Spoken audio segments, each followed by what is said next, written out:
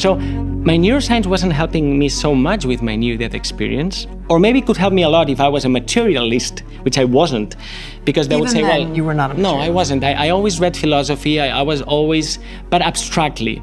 So my experience didn't change my ism. It grounded it. All of a sudden, it's not just things I can read of philosophy or things I can write on a whiteboard. I've tasted it first person, and I could be mistaken. It could still be a hallucination. I'm not 100% sure. I think it's not good to be 100% sure about anything, but I'm more convinced that it's not hallucination. It tells us something. It's a crack in the matrix that tells you something more that you weren't seeing. So what are the edges of consciousness? We talk about things that are edgy or on the margins. On ancient maps, they wrote, "Here be dragons on the edges."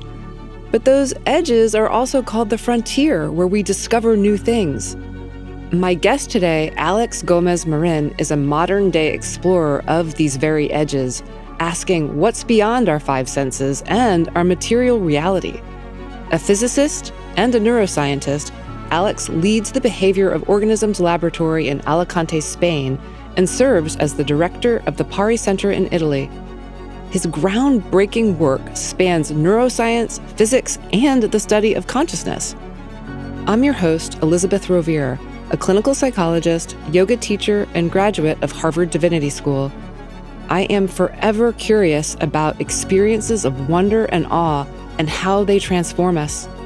With Wonderstruck, we invite you to explore these ideas through conversations with experts and experiencers across disciplines and worldviews. I'd love to start with a couple of things. One is a little bit about your own backstory and also how you got to the Pari Center and what the Pari Center actually is. I'm thinking about you're a physicist, you're a neuroscientist, you're a really curious person. And I just wondered how you went from physics to neuroscience to Pari Center. And you have had a lot of interesting experiences on the path. Yes. I have a little bit of imposter syndrome because, yes, I am a physicist by training. Then I turned out to be a neuroscientist, I say by chance, or maybe by chance and necessity. I can tell you about that. I mean, I was looking for a job so that I could stay a bit longer in Barcelona so that my partner could finish her own PhD. That's called the two-body problem, right? When you have a couple and you're in academia, you need to travel, but if times are not synchronized. So I just found a job. They were looking for a neurobiologist, but the new physics. And so that's really how I started being interested. I didn't care really about biology. I was very happy with pen and paper, locked in a room doing theoretical physics. Then I started studying these organisms, fruit flies, then worms, then mice, then humans. So my path retrospectively makes a lot of sense to me. It couldn't have been planned. And it makes, the more I do things, the more sense everything I've done makes to me, because it's really helping me to put the pieces together. But that's why I have this imposter syndrome, because I'm not really a physicist anymore. I joke that I maybe need to renew my physics license after 20 years. And I'm a neuroscientist, but I'm not so interested in the brain. I'm more interested in the mind. Yes, the mind and what exactly that is, which we don't really know what that means anyway. Yeah. So, and how did you get from doing that work in Spain to the Pari Center? Yeah, that's another story of casuality or synchronicity, right? So I wrote a piece on the occasion of the 40th anniversary of Rupert Sheldrake's publication of A New Science of Life. And at that time, there had been this documentary. Actually, a great deal was filmed here in Paris. It's called Infinite Potential, about the life and work of David Bohm. So Bohm came to mind, and I mentioned him in this brief piece I wrote. And then I recall that there was this place called the Pari Center where they work on Bohm, and when this documentary had been recorded. So I just sent the piece there, and then a few weeks later they replied back. And then the director at the time, Shantena Sabadini, was traveling through Spain. And so we kind of met just to know each other. He's also a physicist. And so that kind of tightened the relationship, and then I was more curious. And then I had this idea, why don't we do an online series called The Future Scientist? So I started doing that, and it worked well. And that's where I started practicing this art of conversation with people like what we're doing here. Yes. And then they invited me to be a speaker. And then when they invited me, the chair couldn't chair the event. So they told me a few weeks before, would you do it? And so I said, yes, I'll do it. I chaired the event. It went really well. So they asked me, would you be the director? And I said, all right. And this is not even 2 years ago. It's very recent. Lots of things have happened since then. It's Yes. just sort of been like opened up in that way. Yes, it's like an acceleration machine, right? Yes. Because then you get to design your own conferences, and then you get to meet the people here. This is not like an academic conference. It has a little bit of what's good in academia. Yes. So it's a dream. It's like I get to meet all these incredible people, spend time with them. Also, the participants are amazing. Absolutely. So it has just revealed to me, I didn't know this world existed. And also, it was at the time, and perhaps we'll talk about this, when I had a few really maybe life-changing experiences. Yes. And then I went back to my science. What does my physics hat and my neuroscience hat have to say about what I just experienced? But then I realized, well, there's a community of scientists and philosophers and historians and experiencers that have been working on this for decades. Wow, I didn't know they even existed. I did want to ask you if you would share with us your story, your near-death experience, because I think the more people talk about these things, the more powerful it is. And, it gives, I think that it's comforting, and I think that it's comforting for people that have not had near-death experience, and I think it's comforting for people that have had them, that are like, oh, that's what that was? Thank you.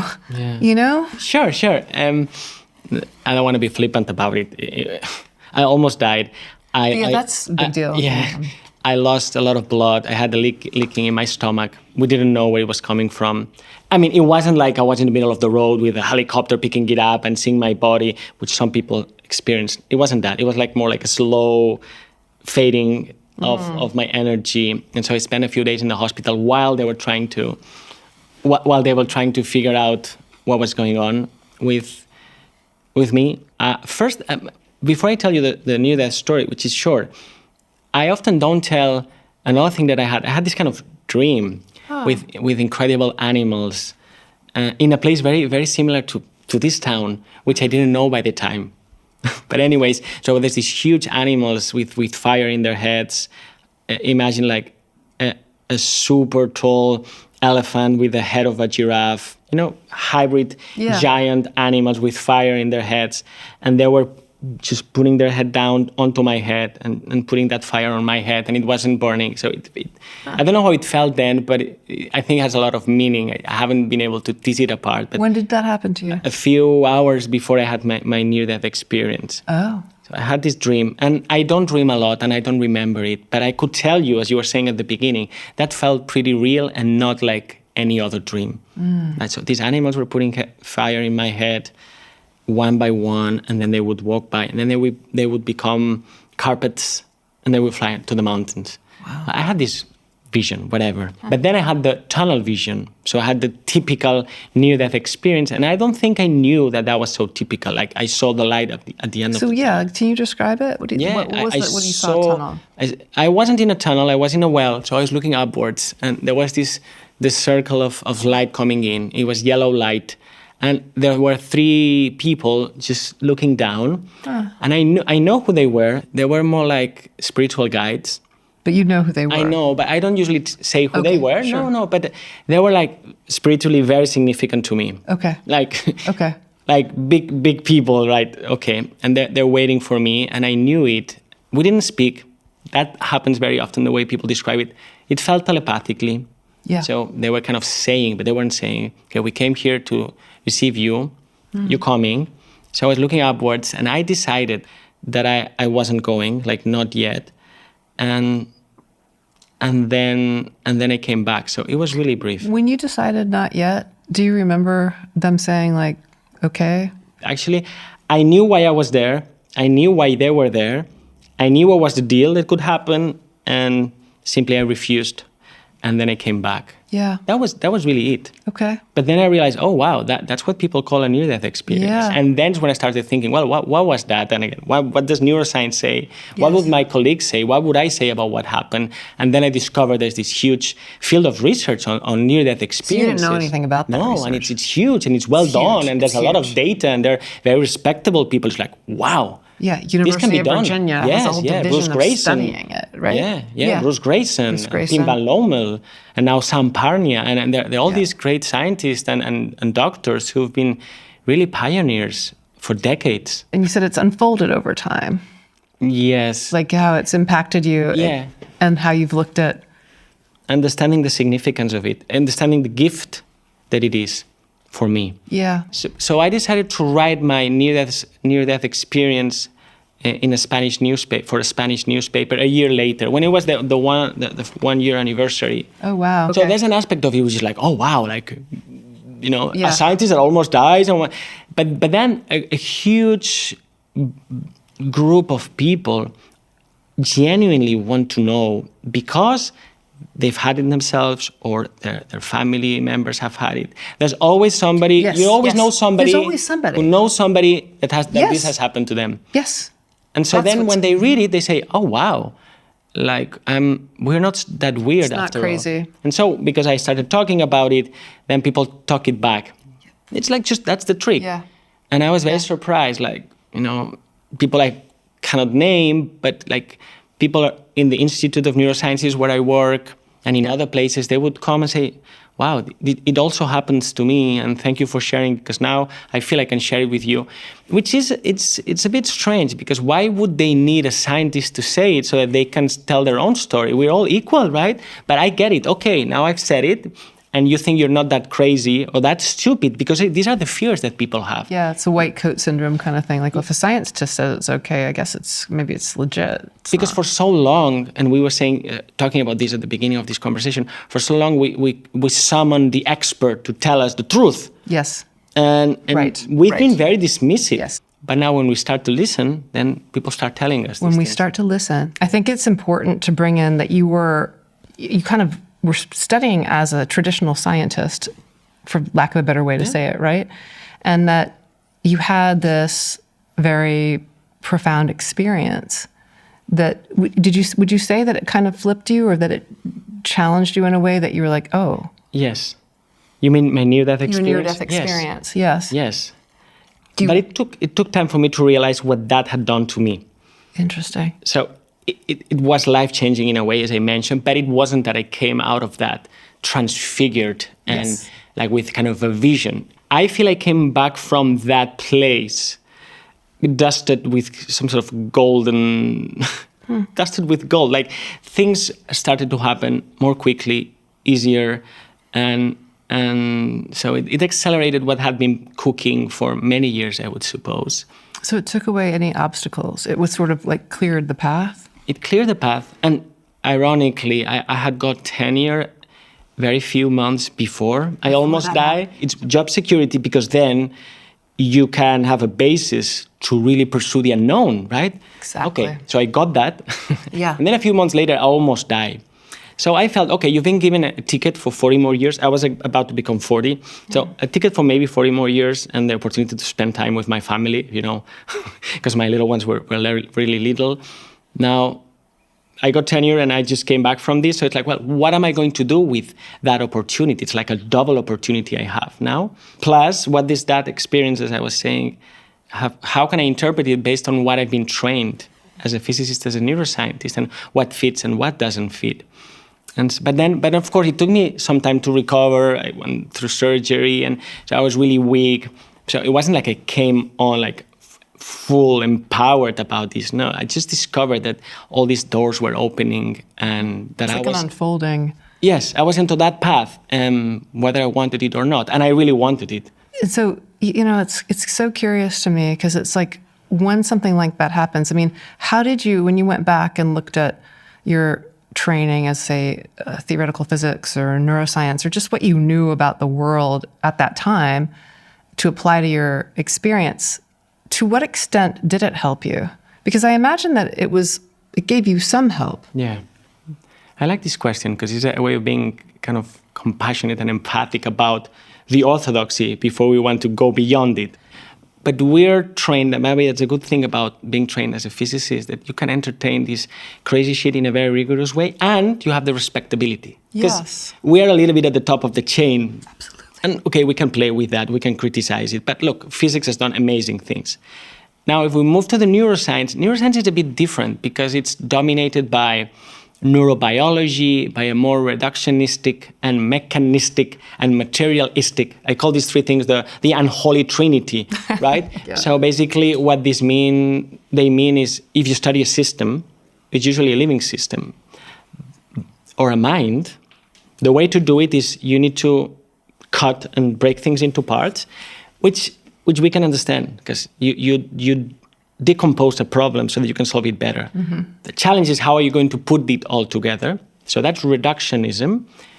Then mechanicism is the idea that the explanation, the kind of the holy grail of the explanation, when you will be satisfied with your explanation of whatever phenomena you have in front, is when you will find a mechanism. And the mechanism will be, well, that molecule will just bind here and then this channel will open. This is kind of the holy grail of the mechanistic biological understanding. Physicists, we don't care about this. We have we look for principles, right? So here's a clash of cultures already. And then there's materialism, which is very relevant for neuroscience because materialism is this ideology. It's not really a scientific result. It's an ideology. It's a belief system. It's a belief system. Within the sciences that says, well, ultimately everything is made of matter and only matter. And matter, ironically, is defined as what mind is not.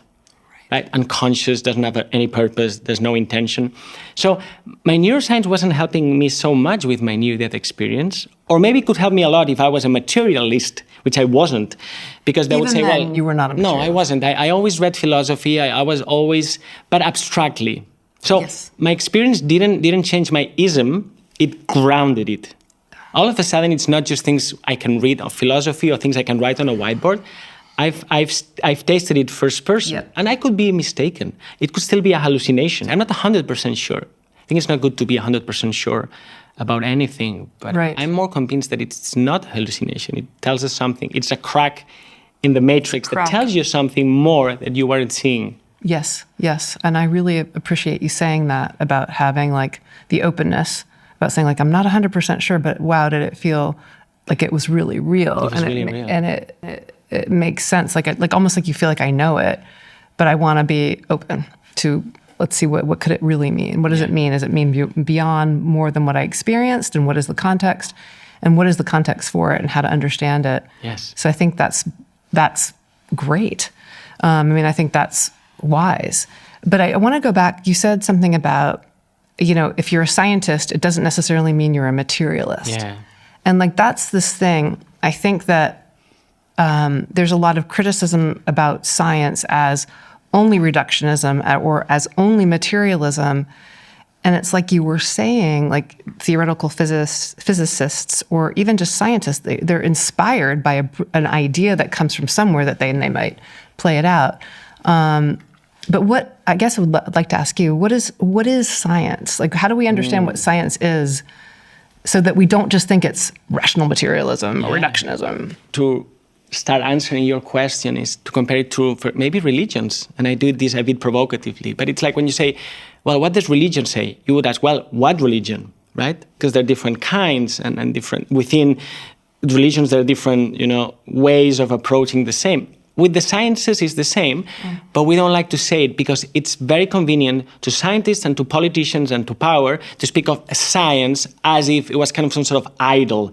I hate the headline that says whatever, science says or experts say, because research studies say blah, blah, blah. Yeah, who says that and what do the others say? That's very important. Science is a self-correcting mechanism, right? Process.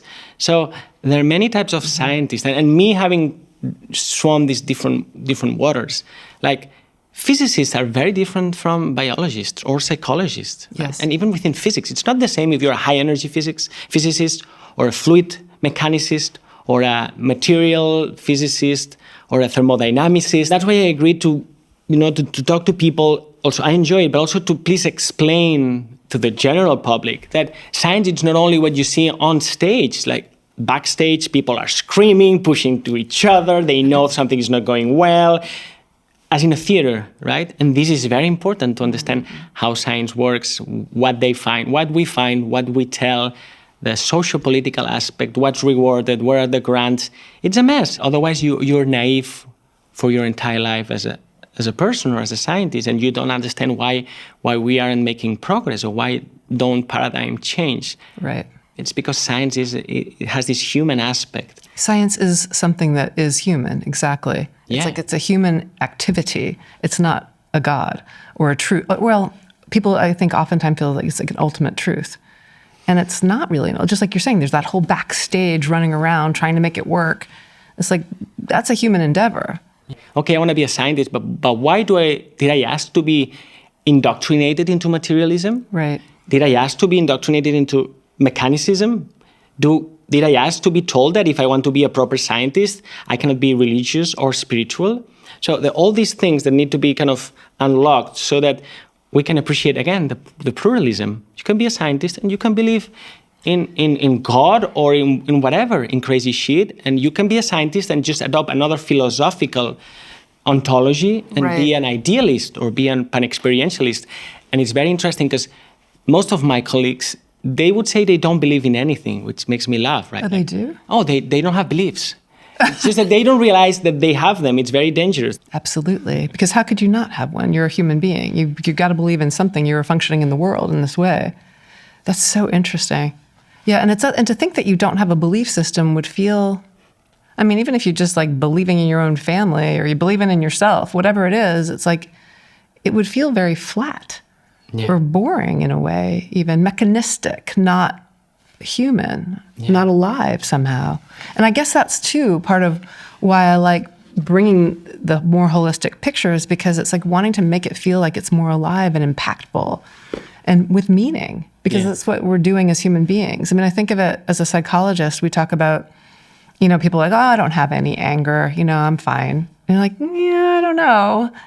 You're human. I think you do have some anger somewhere. Or don't you want to have a sense of what you are emotionally alive to, or be emotionally alive to what's inside of you in a way that maybe you don't have to go act upon it, but just that you know what that experience feels like or have a sense of it, because it's part of this bigger picture that we don't even know where it ends yet. What's going on with transhumanism? Yes. It's like, these guys thought they got rid of all religion, and now through technology, they're enacting the very same things they thought they had put under the carpet. And they did put them under the carpet, and then they just appear through the other side, and they cannot see it. It's like, Yes, absolutely. No, I see that's happening with AI. I want to ask you, you talked about self-correction in science and whether that does or doesn't happen. And I know that you've mentioned before that someone that's inspired you in physics was Feynman, who was a Nobel Prize-winning physicist, who talked about the need for self-correction.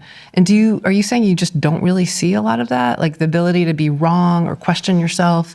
So at the most superficial level, they happen pretty quickly, because you find something and you share with your colleagues and they'll be critical about it, and they should. That's why the kind of the sword of reason is very useful. They'll prune things. So that's already a self-correction, but it's more at the superficial level, if you see what I mean.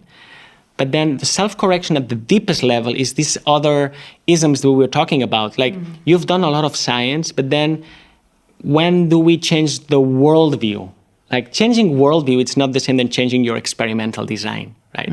So self-correction goes fast up there. Okay. Yep. But it takes a long time for scientists to say, all right, now we realize that the base upon which we were doing all of this work needs repair. And of course, quantum physics, which we love to talk about, like the world doesn't seem what we thought it was, and 100 years later, we still pretend quantum physics didn't happen. If everything is interconnected, then how do we relate to each other, for instance? Right? We keep it separate.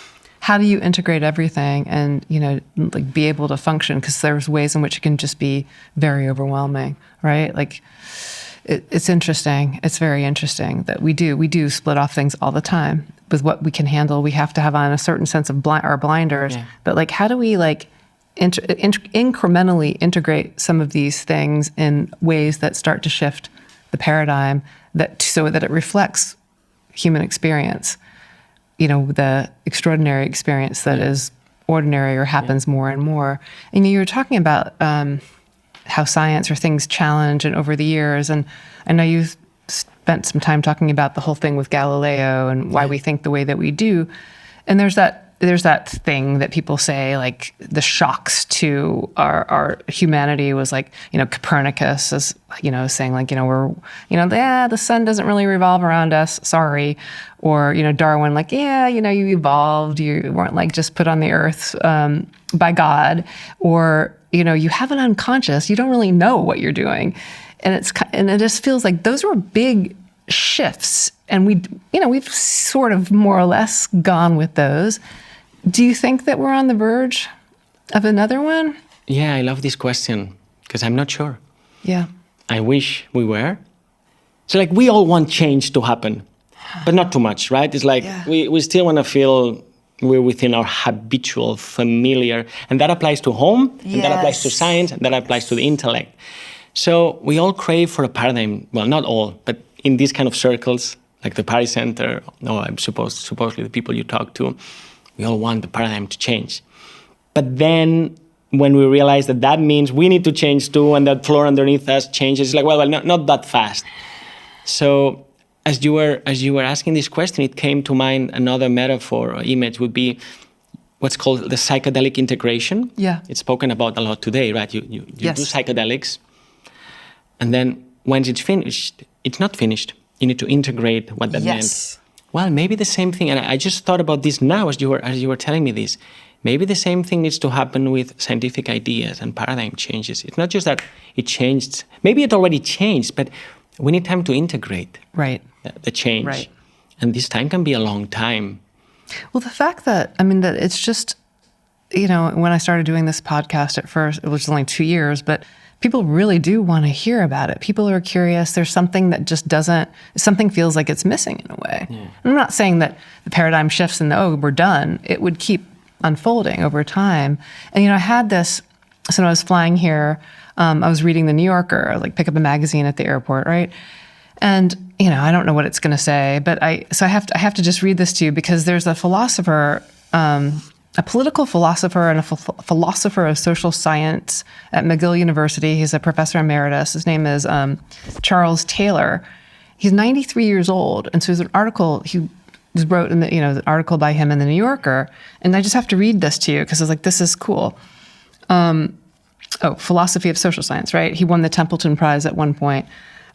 We are not atoms in a mindless universe, but agents in a metaphysically alert one, embodied and embedded in meanings we jointly create. And he says, art is not an accessory to pleasure, but the means of our connection to the cosmos. That's a living universe, right? That's interconnection. Yeah. And that's a guy that, at 93 is saying these kinds of things that it's in The New Yorker. Yes. Which is pretty cool. Yes. It's not fringe. It's less fringe. Okay, less. No, I think it's, probably I'm biased because I work within academia and without. I have this double, Yes. I say I'm smuggler. You're a bridge. It's not a very nice word, but I work inside the Citadel, but I also work outside and I bring things in and out. So depending, like if you're inside, I don't see a lot of change, at least as fast as it would be needed. But on the outside, yes. And I think the key is experiences. Yes. So maybe here I can do my 1-minute summary of the history of science the last 400 years. Yes. Because maybe we can see it like that. To begin with, maybe not all, but most traditions everywhere in the world forever have seen the universe as alive. We are the anomaly. Western science is the anomaly. The Western scientific understanding of the cosmos and of life and everything, it's the anomaly. Because everyone else forever has thought otherwise. Has felt otherwise, has known otherwise. It's not just right?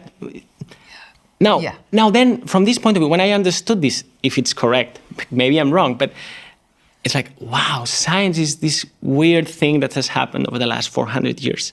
Around the 17th century, and I like to date it like 1623 because it's when Galileo published the Assayer, and in the Assayer he makes this distinction between primary and secondary qualities, meaning what you can measure and then what you can feel, and that's for me the original split. I call it a forced divorce. It's like, you split this nature, you bifurcate nature. That was a move that was very good for science to start working as a business, because once you did that, and I think he was a bit conscious of that, once you make this distinction, you say, well, let's leave experiences to the side for a moment, please, and then we'll work on how apples fall, how planets move, these inert things.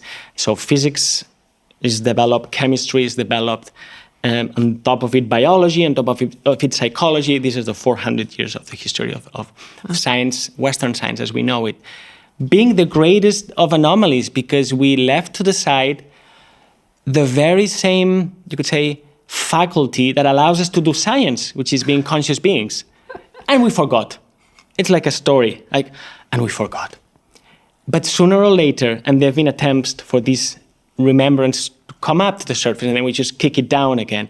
But after 400 years, well, decade before, decade after, like in the 90s, for instance, the 1990s, consciousness started to be accepted in academia as a topic of investigation. Psychologists had started well in the 19th century with William James, but then the behaviorists said, no, only what we can measure. Tension with like Freud and Jung and behaviorists. Yes, and behaviorists won for some time. They did. Why? Because they looked at the physicists and they said, well, if they can measure it, we also need to measure things. Which was, I think, a mistake, because they could have said, well, we're studying the psyche, and maybe the rules of the game need to be a bit different. Yeah. So we had this desert, for a few decades with behaviorism and then cognition. So I say there's the sea of comportment, the sea of cognition, and then the sea of consciousness, like these three seas. And the sea of consciousness had to wait until the 90s, when a Nobel laureate, Francis Crick, sanctioned it, like a pope, said, okay, now we can study it. And therefore people started studying it. What did he say? Well, so he thought he had figured out the problem of life. That's questionable, but okay, let's grant him that. I don't believe so, but sure. He's cracked something, right? Very important about life. And then he looked around and said, what other big problems are there? And one is development, and the other one was consciousness. And he said, okay, I'm going to work because I can. I will work on consciousness. I can do it, yep. And so then this I have the license and the freedom to do it. Yes. And the confidence too. Yeah. And so they started with a very reductionistic approach, a mechanistic approach to study consciousness, and then more people joined, and then there were like the socio-political aspect of science I was saying. It's not just theory and experiments. I speak about the stool. The three-legged stool, yeah. Otherwise, the thing doesn't hold. So it's not just have great theories and great data. You need kind of a social milieu in place for the thing. So that was put in place in the 90s. But we forget. It's like we don't realize that scientists study what they get funding to study, right? So that's just to say that 30 years ago, consciousness science took start walking again after 400 years of putting it to the side. And maybe that's what we're feeling now, even in philosophy, right? Materialism used to be the only game in town, but now we can speak about idealism, about panpsychism, about dual aspect monism. Let's tell our audience too, so you're saying there's panpsychism. Let's break that down and just tell people what that means. I'll do my brief version. Okay, yeah. To the best of my ability, but okay, materialism privileges matter. Right. We don't know what matter is, by the way, but they will say matter is what things are made of, and that's the substance. Right, but we don't know what that means. No, if you ask a physicist what's matter, well, it's mysterious. Like there's a great percentage of dark matter and dark energy, we say, cosmologists say.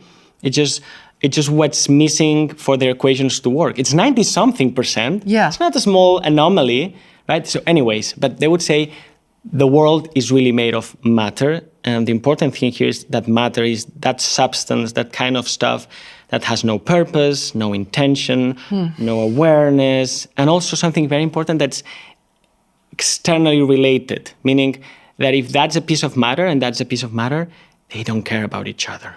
The only way they communicate is if they happen to bump into each other. So physics, from this point of view, it's like the art of push and pull.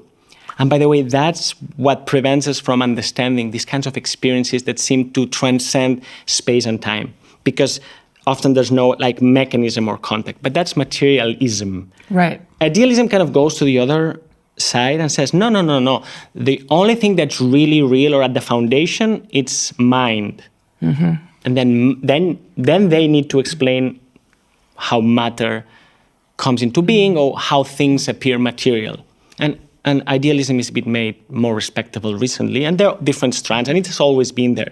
But now it's been integrated through the work of Bernardo Castro, for instance, who has insisted a lot on it. He's hammered it, and also brought into dialogue with research in the neurosciences and so on, to say, well, this is not just a viable option. It seems like it's preferable than good old materialism, which is very promissory. It always promises. That's also important to say.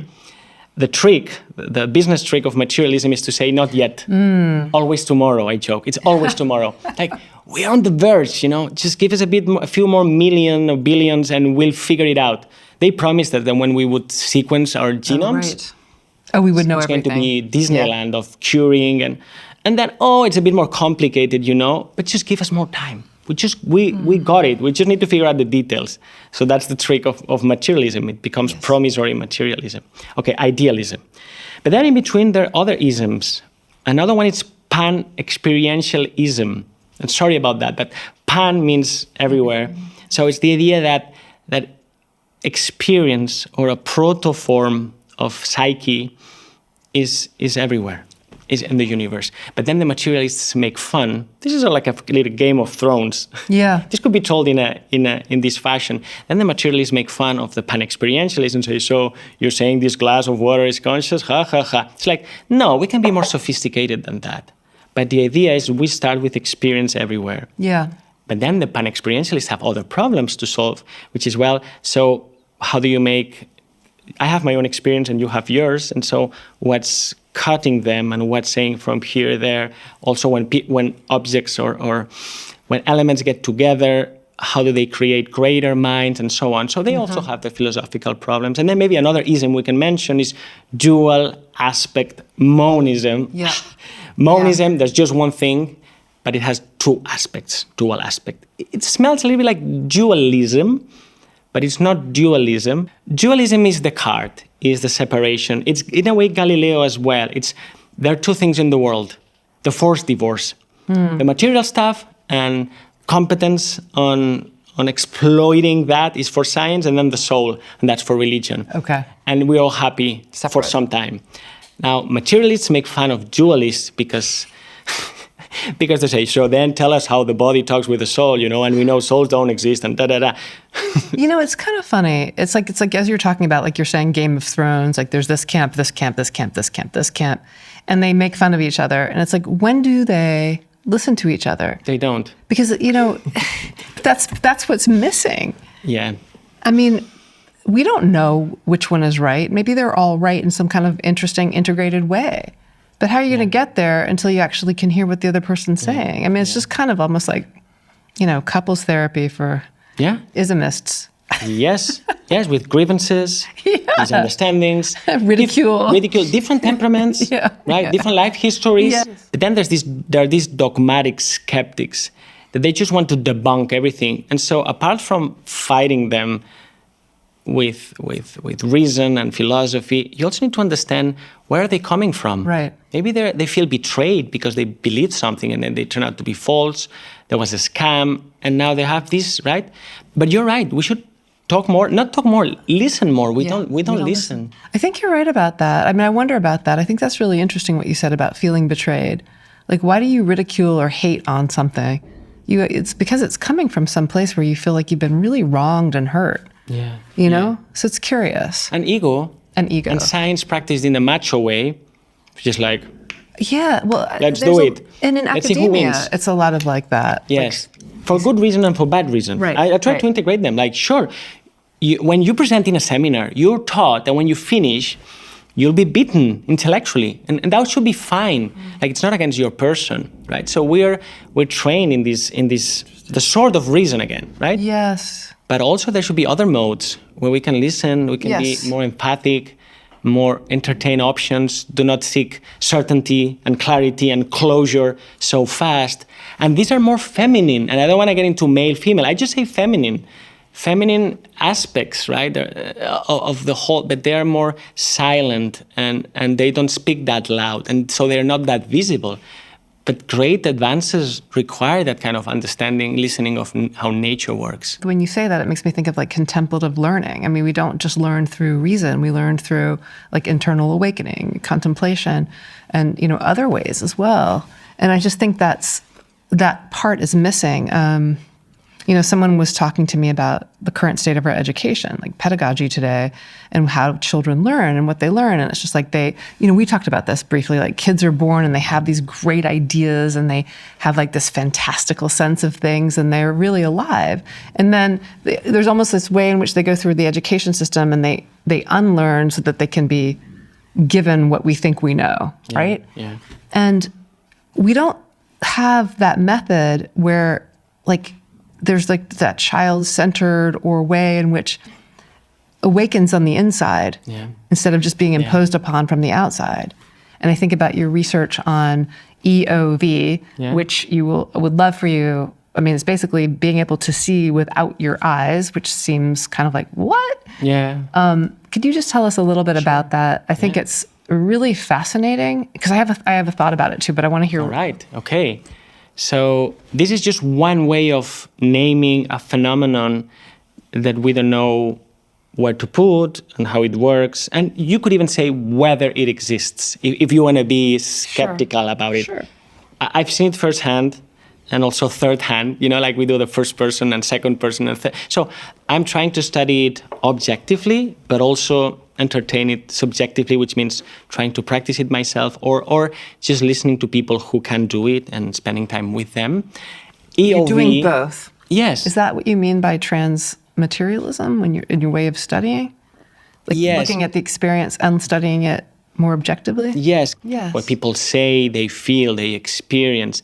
Also, the scientist, to the degree that that's possible, is as experiencing it too.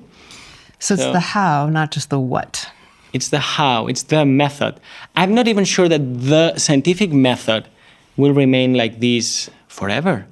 Like maybe the next update of the method is that we inject in it kind of a science of interiority. So it's like you can map the structure of the world outwards and you can map the structure of your inner experience going inward, right? Mm-hmm. And how do you make them both meet? So that's the challenge for science. That's the challenge for a science of consciousness. Yes. We want to honor what we're studying. It's well said, yes. They still think, well, that's the thing we need to explain or explain away with mechanism. It's like, no, you haven't got it. Like that, the new game is that experience is central. And so that with respect, so you were asking about extraocular vision. Yes. That's one way to call it extraocular vision, like you can see, but without the eyes. It has had many names, because that's the name I discovered. It was given in Mexico in the 80s. Oh, really? Okay. Yeah, because I was studying this great neurophysiologist called Jacobo Grinberg, who disappeared mysteriously, and he was doing really pioneering neuroscience work on mind-to-mind communication. And one of the things he did was to learn how to teach kids to perceive their environment when they were wearing blindfolds. Huh.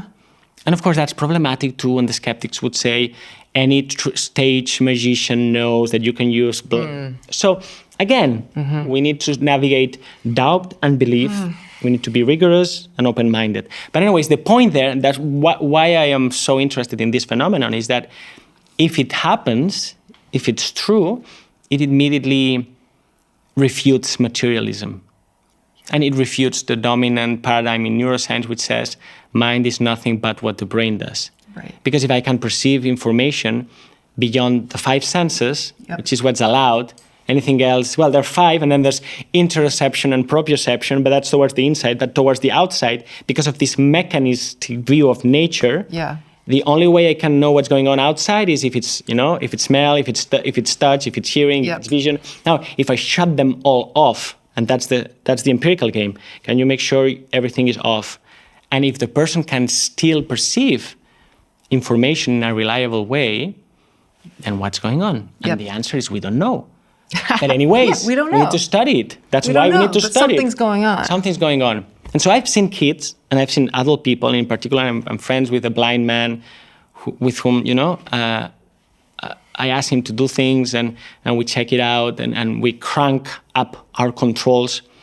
Because you need to do it well. Yes. And Well, look, Elizabeth, some days I come back home and I think I'm a loser, stupid. I'm just burning the little reputation that I had, if I had any, because like, why are you studying this? Like, this is, but other days I feel I've just witnessed a scientific miracle. Yeah. And it's emotionally disturbing, but it's also fascinating. Yes. Like, I saw one thing, let me just, to give more specifics about it. So it's related to remote viewing. Yeah. This technique, these protocols that were used in the United States. Yep. The U.S. was using it during the Yes. Cold War, probably still is. Yes, and they were asking people to, based on some protocol, again with some codes, to draw potentially like military bases or information that they needed for military purposes anyways. So it's related to that. It's this ability to perceive something that's out there. Now, the difference with extraocular vision is that this is not something thousands of kilometers away. There could be something that's in the room or in a folder, like an image in a folder, and you're just asking the person to perceive it right there.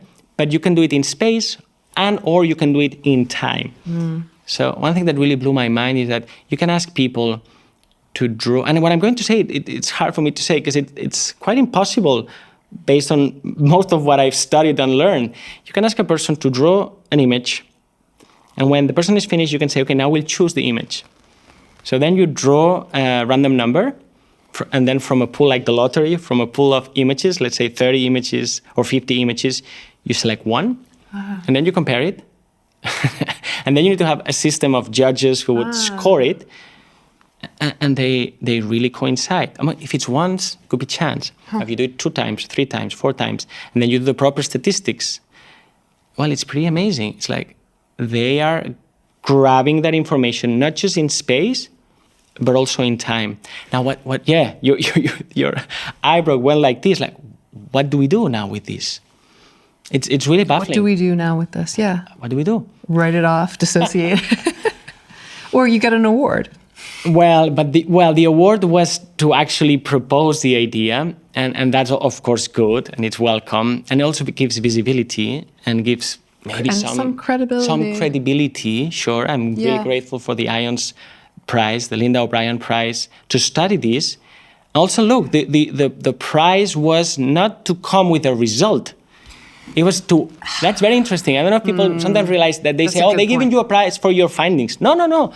It's an encouragement to just go into the unknown, really, not just continue digging this hole, pretending you're doing cutting edge science. It's like, no, propose an idea, and actually the rules were you don't even need to do it. Just propose it. I love that. Yeah, that's visionary. Absolutely, that's visionary. That's beautiful. Like they're giving you a prize because you are asking the question and you're putting it on the table. Yes. Ask a question and tell us how you would answer it. But we don't know what you would find. And of course, there'll be problems along the way and big surprises. Why this question is important is because it's like the prize is enormous. Like it's the treasure hunt. Yeah. But not treasure hunt in terms of, it's a revolution in our understanding. It's a revolution in our understanding. It's using science, let me joke here, it's using science to show what we already knew. It's important because science is kind of, I can say like this, it's like the idol is the religion of today. Right. And it's valuable. So the task is to, I'm not sure if it's demonstrate. In Spanish, you can play with words differently. Mostrar or demostrar. Mostrar is show. Demostrar is to prove. Maybe just to show that these things are scientifically, and I make a lot of emphasis also in language, the adverb. Yeah, and this is scientifically true or demonstrated, but things can be historically true, or juridically true, or experientially true. Yes. The only thing we're trying is to put a scientific stamp on it. But if we don't, that thing can still be real. We don't have authority. We believe like when we stamp it, it suddenly becomes real, and before it wasn't. No, that thing is real. I think it's pretty real. Now, can we bring it to our own system and validate it scientifically? Right. Very interesting. I want to do this. So this is this tight line between what they accuse us of being pseudo-scientists. Yes. Like the prefixes are, paranormal, pseudo-scientist, supernatural. So it's a fine line between pseudoscience and scientism. Scientism believes that unless it's shown scientifically, whatever, it's a myth, right? So it's this. That becomes a dogma. It's dogmatic. Yeah, it's dogmatic. Or dogmatic or dismissive. Yes. So in between, that's the work we're trying to do. Yeah. Show it, but maybe there's not maybe probably there are aspects we cannot address scientifically, and others we can. I was just going to say that when you were talking about that, about, you know, we're just discovering it rather than creating it, right? Like we're finding it, we're discovering these things. It's like, it reminds me of this T.S. Eliot quote, which is about like, you can go on these explorations and you come back to what you already knew, or you come back home. It's like, oh, you know, but I went all the way out there, but I kind of had to go out there to come back here. Yeah. But it's a discover. I mean, it's like it's a finding of something that it exists so that we know. That's why it seems so familiar, even though at first it might not. Yeah, and thank you for putting it in this way. It's like probably mind is everywhere, but we still don't understand what the brain does. Right. So we know the brain is very important. For sure, if they hit me in the head, if you drink too much alcohol, if you have, yes, your consciousness is affected. Right. That's a correlation. It can even be causal, but it doesn't mean that the brain produces the consciousness. It could also be a filter. So maybe the only thing I'm asking my colleagues is to consider another possibility, that the brain is not productive, but it's permissive. Right. Of mind or consciousness. It's like, wow, the brain is doing something very important. Yes, we knew that, but we didn't really know what it was doing. It's letting mind in as opposed to magically producing it. I think that's fantastic. I love the edges, going to the edges of consciousness or the edges of neuroscience, because it's kind of fun when you think of like the flat world and like sailing off to the edge. Yes. It's like, guess what? You didn't fall off. Yes. They say don't go there. Totally, they say don't go there. You'll just destroy your reputation, find nothing, even kill yourself in the. Don't go there. Yeah. And then a few crazy people go, and then they come back and look. Not only didn't I die, it's full of treasure. It opens the world. Well, thank you so much, Alex. This has been so fantastic to talk to you. I really appreciate it. My pleasure. Thank you for coming here. I hope this episode gave you a glimpse at why Alex is one of the most exciting minds in the study beyond the pale. Huge thanks to Alex for sharing his experiences and perspectives with us, and thank you for listening. If you enjoyed this episode and think someone else might too, please rate the show and consider sending a link to a friend. We're excited to hear your thoughts. Share what resonated with you and drop us a comment. We look forward to hearing from you. Follow us at @WonderstruckPod on Instagram. Subscribe to us on YouTube and your favorite podcast player, and check out wonderstruck.org for more on our guests and events. Wonderstruck is produced by Striking Wonder Productions with the teams at Bailey Newman and Creator Aligned Projects. Special thanks to Brian O'Kelly, Eliana Leftheroux, and Travis Reese. And remember, stay open to the wonder in life.